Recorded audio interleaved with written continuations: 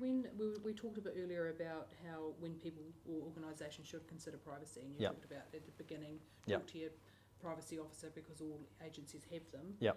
And one of my questions was, how do they practically, with not overburdening something they want to do, because people, when I spoke to them, said, "Oh no, it's such a burden for privacy." How do we? That might be a bit of a barrier. That's a misconception. How do you do it at a practical level?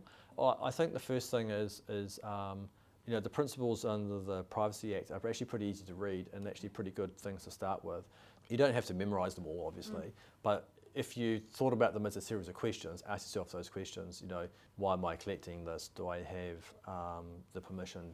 Can I have it amended? Can I see it? Can I correct it? Those sorts of things. So I think they're the basic places to start. I think the other thing is always, at a practical level, is go back to the why. Why are you doing this? Are you wanting to collect this information because you think you might need it for a rainy day? Are you wanting to do this because you're trying to solve cancer, right?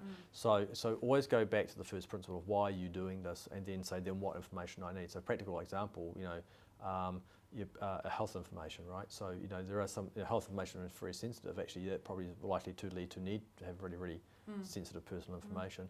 If you're looking at, I don't know, rubbish collection or something, well, it's less likely to need personal information, but more likely to need sort of geographical information. So again, go back to the sort of original purpose of what am I trying to achieve, and then what's the least personal amount of information I can possibly collect to do that, and just stop and ask yourself that question. And again, go ask your privacy officer. The other thing the privacy officers can do as well is they can give you good pointers and training and access to those services which actually help you to understand that world better.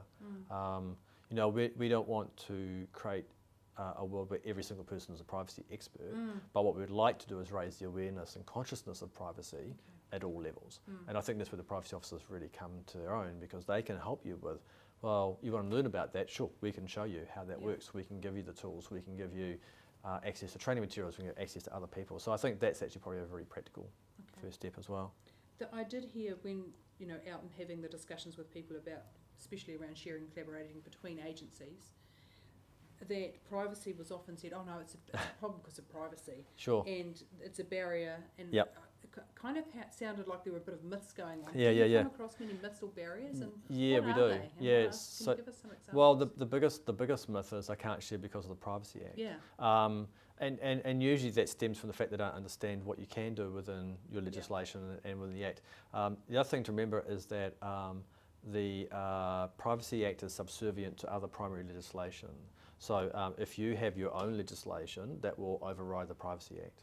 So it's an important relationship between the two, that you need to be able to meet the rules of the Privacy Act, but your own legislation can override elements specifically. So Tax Administration Act, for example, they can do that sort of thing.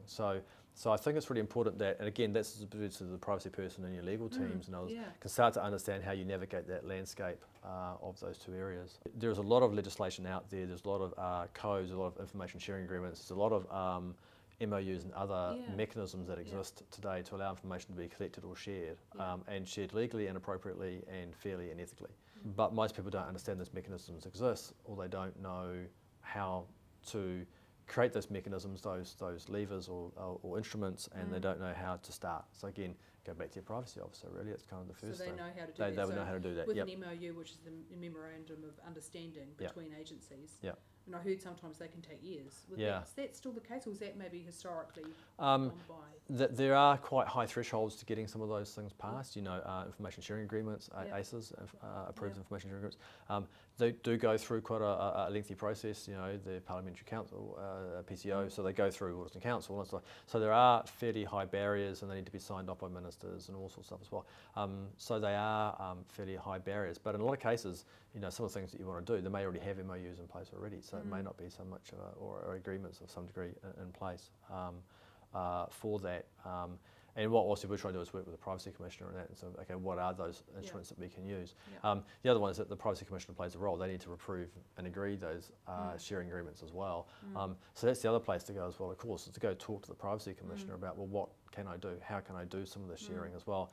And that's a very, very big role for the Privacy Commissioner, really. That's what one of the key things is if you want to share information, you want to create an authorised information sharing agreement, actually also go talk to the Privacy Commissioner, because they are that's one of the jobs they do is to approve those, but also to review and establish the rules for which they could operate within. So it's really important even to have the conversation. Oh, so absolutely. To say, look, Yep. don't try and muddle around. Not for me to sit and go at Yep. my desk. Oh, how do I do this? I can't do it. I can't do it. Exactly. Just ring up, have Have a conversation. Yeah. That's what they're there for, right? They quite happily will take the referee hat off here, because in this case, this is actually how can I help you to do it better. We don't want people to sort of stumble at the first hurdle and go, it's too hard, right? Help us at the end of a telephone, help us at the end of an email. You can just contact them. You can contact your privacy officer, you can contact us, and we'll help you. We'll help you navigate that system. That's what we're all there for, right? And maybe what we do need to do is promote more about the avenues that you can go to. Yeah. So it's clearer for you to know where do I go, where do I start, who do I call, who do I talk to, right? Yeah. And I think that's maybe that's really what we mean when we say because the Privacy Act. Because actually maybe it's more of a I don't know where I start. Yeah.